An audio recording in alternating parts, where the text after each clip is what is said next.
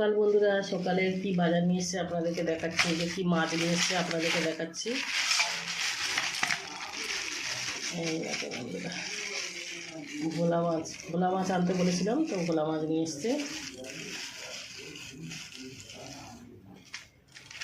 মাছগুলো একদম পুরো টাটকা।